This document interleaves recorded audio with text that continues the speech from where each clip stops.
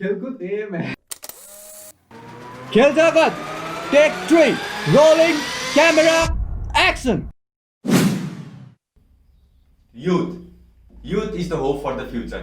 Youth शब्द सुन्ने बित्तिकै हामीलाई एउटा जोस आउँछ, एउटा एनर्जी आउँछ र यही शब्द चाहिँ यिनीहरूको पर्यायवाची हो कि जस्तो पनि हामीलाई फिल हुन्छ। र आजको हाम्रो विषयवस्तु, आजको हाम्रो टपिक पनि हामीले युथकै शरणमा गर्न गइरहेको छौँ।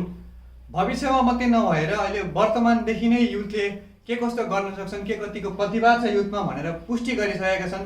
र कहाँ गरिसकेका छन् भन्दाखेरि चाहिँ अहिले आइपिएलको माहौल छ, आइपिएलको जोस र उमङ्ग भइरहेको क्रममा जबकि आइपिएल जस्तो टुर्नामेन्ट एकदमै ठुला खेलाडी 360 एबी डिभिलियर्सको 360 एकदमै पावरफुल हिटर क्रिस गेलको छक्का हान्ने तरिका, एमएस धोनी फ्याक्टर, यी सबै कुराहरूले यी सबै खेलाडीहरूलाई चाहिँ एकदमै हाइलाइट गरिसकेका थिए आइपिएल टुर्नामेन्ट भनिसक्दा होइन। तर यो पालि चाहिँ त्यो अलिकति स्टोरी टाइप ब्रेक भएको हो कि जस्तो लाग्दैछ, किनकि युवाहरूले के कसरी अगाडि बढेर पर्फर्म गरेका छन् यो आइपिएलमा, एकदमै सराहनीय छ त्यो कुरा होइन। यो अब आइपिएलको एउटा स्लोगनै छ, यत्र प्रतिभा अप्सरा प्राप्तो निहि भन्ने होइन, जहाँ ट्यालेन्टले अपर्च्युनिटीलाई मिस गर्छ। र त्यो कुरा चाहिँ योपालि पुष्टि भइसकेको छ। त्यो जुन स्लोगन थियो एउटा ट्यालेन्ट मिट्स अपर्च्युनिटी भन्ने होइन, त्यो चाहिँ यसपालि चाहिँ पुष्टि नै भयो, किनभने यसपालिको पर्फर्मेन्स त्यो लेभलको आयो आइपिएलमा युथबाट। र अब हामी प्लेइङ इलेभेनतिर जाउँ र सुरुमा कुरा गर्दा चाहिँ हाम्रो प्लेइङ इलेभेनमा दुईजनाको प्लेइङ इलेभेन चाहिँ ओपनर चाहिँ पृथ्वी स नै पर्ने छन् होइन, पकेट डाइनामाइटै भन्न चाहन्छु उसलाई म होइन। र उनले यो आइपिएलमा 202 रन बनाएको छन् र उनले दुईटा अर्धशतक पनि उनले यो आइपिएलमा हानिसकेका छन् र पर्फर्मेन्स एकदमै राम्रो गएको छ उनको यो आइपिएलमा। र उनकै क्याटेगोरी र उनकै प्लेइङ स्टाइल टाइपको खेलाडी अर्को हामीले इन्क्लुड गरेका छौँ, देवदत्त पाडिकल। यो आइपिएलको एकदमै सफल डेब्युटेन्ट, अहिलेसम्म 3वटा हाफ सेन्चुरी हानिसकेका र 243 रन पनि बनाइसकेका र एकदमै विस्फोटक लेफ्ट ह्यान्ड ब्याट्सम्यान आरसिबीको ओपनर। र त्यसपछि आउँछन् सुमन गिल।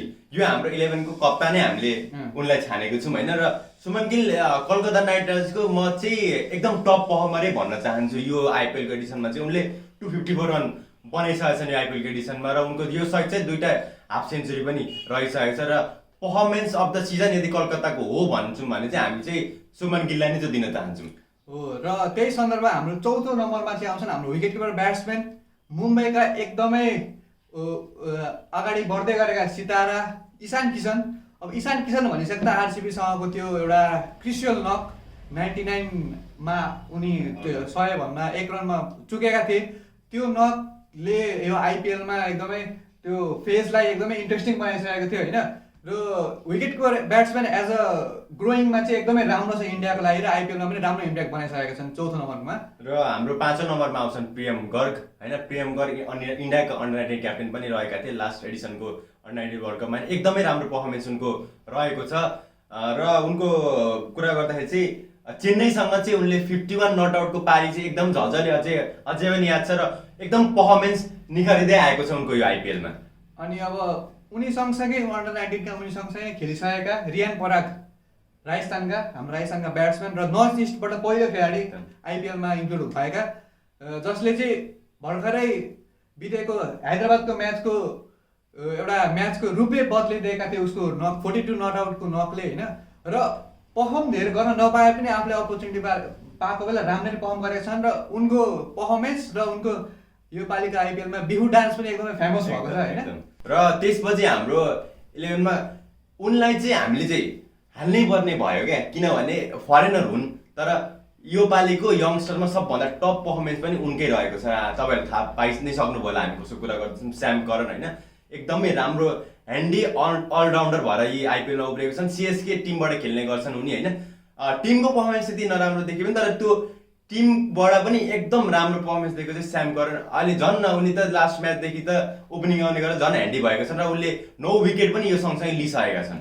र त्यही क्रममा हाम्रो पहिलो बलिङ अप्सन स्पिन बलिङ अप्सनमा जोड्दैछौँ, एकदमै कन्जुस बलर भन्छु म चाहिँ होइन।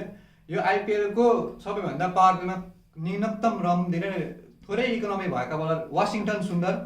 एज अ अफ स्पिनर यो एकदमै के भन्नु, दुबईको सानो ग्राउन्ड होइन, शारजाहमा पनि र ठुलो ग्राउन्डमा पनि पावर प्लेमा बल गरेर यति थोरै इकोनोमीमा दिनु भनेको चाहिँ अफिसलाई एकदमै ठुलो कुरा हो र यो एकदमै प्रभावित पारेको छ वासिङटन सुन्दर र ह्यान्डी लेफ्ट ह्यान्डेड ब्याट्सम्यान पनि हुनुहुन्छ। एकदम।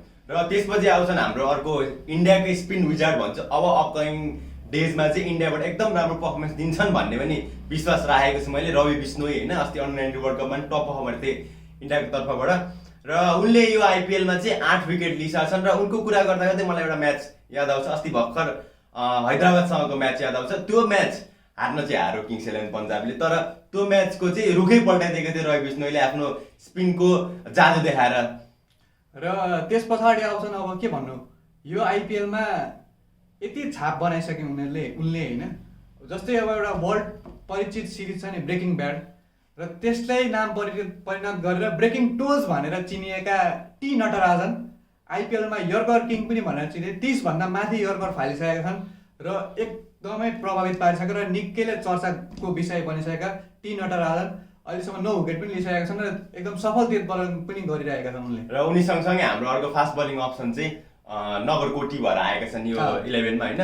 नगरकोटीको कुरा गर्नुपर्दा चाहिँ उनलाई चाहिँ रिसेन्ट इयर्समा चाहिँ अलिकति इन्जुरीले अलिकति दुःख दिने गरेको, अलिकति पर्फर्मेन्स हुँदै पनि इन्जुरीले गर्दाखेरि टाइम आउँदाखेरि उनी सेलेक्सनमै नपर्दिने खालको भएको थियो। र तर यो आइपिएलमा चाहिँ उनले चान्स पाएका छन् र उनले पर्फर्म पनि गरेका छन्। त्यति माथिको लेभलको उनको पर्फर्मेन्स नदेखे पनि तर हामीलाई चाहिँ भविष्यको दिनमा उनले कलकत्ता नाइट राइडर्सबाट चाहिँ राम्रो पर्फर्मेन्स गर्छन्, राम्रो उनले छाप छोड्छन् भन्ने हामीलाई लागेको छ। र हाम्रो 11मा हाम्रो अन्तिम बलर चाहिँ उनी नै रहेका छन् नगरकोटी। र हाम्रो 12th मेनमा चाहिँ मन्दिप हामीले राख्नु नै पर्ने स्थिति देखेर राहुल चेहरलाई पनि एडिसन गरेको छौँ होइन। राहुल चेहरको पनि पर्फर्मेन्स एकदमै राम्रो देखिएको छ यो आइपिएलमा। मुम्बईको एउटा स्पिनिङ अप्सनमा उनलाई मात्रै देखिएको छ र उनलाई पनि हाल्नै पर्ने अवस्था आएर हामीले उनलाई चाहिँ 12 मेनमा हालेको छौँ। र त्यति भइसकेर छन् अब यो प्लेइङ लाइनमा यो खेलाडी त मिस भयो नि त भन्ने पनि कुरा आउला, र तपाईँहरूको मनमा यो खेलाडी चाहिँ खोइ त भन्ने कुरा आउला। तर पर्फर्मेन्स योपालि आइपिएलको पर्फर्मेन्स र स्ट्याट्सको हिसाबले चाहिँ यो खेलाडीहरूलाई चाहिँ हामीले प्लेइङ लाइनमा हाल्नै पर्ने भयो र प्लेइङ लाइन त्यही हिसाबले बनायौँ। र ती खेलाडीहरूलाई हामीले छुट्याएको छैनौँ, अरू खेलाडी पनि छन् एकदमै राम्रो पर्फर्म गरेका, यो आइपिएलमा अझै पर्फर्म गर्न बाँकी रहेका खेलाडीहरू पनि छन्। अब उनीहरूलाई हामी चाहिँ एउटा अनरेबल मेन्सन्सको नाममा ती खेलाडीको नाम तोक्न गइरहेको छौँ होइन। र पहिलो चाहिँ आउँछन् हाम्रो कार्तिक त्यागी होइन, राजस्थान रोयल्सका एकदम धुवाँधार बलर, एकदम बेटली जस्तै एक्सन लिएर उनले बलिङ गर्ने गर्दछन् होइन। उनको पर्फर्मेन्स त्यति राम्रो देखिएको छैन, तर हामीलाई एक्सपेक्टेसन छ कि राजस्थान रोयल्सबाट उनले पर्फर्मेन्स चाहिँ दिन सक्छ नै भन्ने। हाम्रो पहिलो मेन्सनमा उनी आउँछन्। र त्यसै क्रममा अब आउँछन् एउटा लेफ्टी अलराउन्डर हैदराबादबाट अभिषेक शर्मा होइन। अब मिडल अर्डर हैदराबाद कमजोर भएको स्थितिमा उनले एकदमै छोटो क्यामियो पनि खेलिरहेका छन्, अपर्च्युनिटी पाएको गेमहरूमा लेफ्ट ह्यान्ड बलिङ पनि दुई ओभर अप्सन पनि दिन्छन् र गेम खेले मध्ये राम्रो पर्फर्म गरिसकेका छन् र प्रभावित पनि पारिरहेका छन् उनले। र अर्को आउँछन् कलकत्ताकै बलर शिवम मावी होइन। हाम्रो चाहिँ एकदम दुविधा थियो कसलाई हाल्ने, माविलाई हाल्ने कि नगरकोटलाई हाल्ने, माविलाई हाल्ने कि नगरकोटलाई हाल्ने भनेर होइन। तर हाम्रो 11मा चाहिँ उनी अलिकति पर्न सफल भएनन्, केही कारणवश हामीले अर्कोलाई नै हाल्नुपर्ने स्थिति भयो। र माविको पर्फर्मेन्स पनि हामीले नराम्रो छ है भन्न चाहिँ आइपिएललाई मिल्दैन, एकदमै राम्रो। किनभने यो आइपिएलमा चाहिँ के देखिन्छ भने प्याट कमिन्ससँग इन्डिया तर्फबाट चाहिँ एकदम यङ बलर कलकत्ताले खेलाउने देखिएको छ, र त्यसमा पनि माविले पनि एकदमै राम्रो पर्फर्मेन्स दिँदै आएका छन् यो आइपिएलमा कलकत्ताको तर्फबाट। र अर्का खेलाडी छन् हाम्रो प्लेइङ लाइनमा परिसकेका खेलाडीको दाजु, मतलब टम करन होइन, स्याम करनको दाजु, र उनले पनि आइपिएलमा चान्स पाए मध्ये पर्फर्म गरेका छन्। एउटा राम्रो अलराउन्डर छन् राजस्थानको लागि होइन। एउटा गेममा राजस्थानले हार्यो त्यो गेममा, तर उनले एउटा फाइट गरिरहेका थिए, 7 नम्बरमा 50 पनि बनाएका थिए र उनले पनि एउटा राम्रो प्रभाव पारिसकेका छन् राजस्थानको लागि। र अर्को चाहिँ हाम्रो टिममा आउँछन् जोसुआ फिलिप होइन। जोसुआ फिलिपको कुरा गर्नुपर्दा चाहिँ रोयल च्यालेन्जर्स बेङ्गलोरबाट उनले पहिलो म्याच पनि खेले र उनी विकेट किपर हुन्, र त्यति साह्रो प्रभावकारी उनको पर्फर्मेन्स देखिन र आरसिबीले ड्रप गर्यो। तर उनको बिबिएलको रेकर्डहरू हेर्ने भए एकदमै टप ब्याट्सम्यान हुन्, एकदमै राम्रो एग्रेसिभ ब्याट्सम्यान देखिन्छ, र उनले पनि आगामी दिनमा चाहिँ आरसिबीबाट चान्स पायो भने केही प्रभाव पार्न सक्दैन जस्तो चाहिँ हामीलाई लाग्छ। र अझै निकै खेलाडीहरू छन्, अझै पर्फर्म गर्न बाँकी रहेका खेलाडी छन्। अब यता यशस्वी जयसवाल भयो, टम ब्यान्टन भयो होइन, ऋतुराज गायकवाड सिएसकेका भए, यी खेलाडीहरूको पनि पर्फर्मेन्स देख्न बाँकी नै छ। तर अहिलेसम्म छाप छोडेका खेलाडीहरूले चाहिँ एकदमै राम्रो प्रतिभा दिइसकेका छन्। अब आउँदो दिनमा पनि अरू खेलाडीहरूले पनि प्रतिभा राम्रो दिन्छन्, र यो आइपिएलमा there is many more to see भन्ने एउटा छ नि एउटा अब यति नै होइन यङ्स्टरबाट अझै केही देख्न पाउँछौँ भन्ने हामीलाई आश लागिसकेको छ उनीहरूको पर्फर्मेन्स देखेर। सो त्यही क्रममा हामी चाहिँ योपालि चाहिँ यङ्स्टरको पर्फर्म देखेर एकदमै ढुक्क छ एकदमै खुसी भएको छौँ होइन। यसपालि चाहिँ के भइदियो भने एकदमै तिमीले अगाडि नै भन्यो भने एउटा स्टेरियोटाइप ब्रेक भयो क्या होइन। एकदमै। अब स्लोगनै आइपिएलको हामी चाहिँ युथलाई चाहिँ चान्स दिन्छौँ है भन्ने खालको एउटा स्लोगन हो। त्यो चाहिँ कति कुरामा अगाडि गइरहेछ उनीहरू फुल्ली बो भएन, बिचमा देखिएन, तर यो आइपिएलमा चाहिँ एकदमै देखिँदै आएको छ होइन। युथको पर्फर्मेन्स एकदमै राम्रो हुँदै आएको छ र हामी अझै पनि आशावादी छौँ। हामीले नाम नलिएका हाम्रो मेन्सनमा नपरेका जुन ब्याट्सम्यानहरू छन्, जुन बलरहरू छन् होइन, ती पनि अगाडि आउन्, राम्रो पर्फर्म गरून्। हामीलाई पनि आशा छ यिनीहरूले राम्रो पर्फर्म गर्छन् भन्ने आगामी दिनमा। र त्यही सिलसिलामा म के जोड्न चाहेँ भन्दाखेरि आइपिएल टुर्नामेन्टमा प्रत्येक सिजनमा एउटा इमर्जिङ प्लेयर भनेर एउटा किताब राखिन्छ, एउटा अवार्ड दिन्छ होइन। त्यो सिजनको एउटा इमर्जिङ प्लेयर जसले प्रत्येक डिपार्टमेन्टमा राम्रो गर्छ यङ प्लेयरलाई होइन। र त्यही सिलसिलामा चाहिँ हामीले हाम्रो यस सोको फर्स्ट गिभ अवे दिन गइरहेको छौँ। योपालि दिने निर्णय गऱ्यौँ।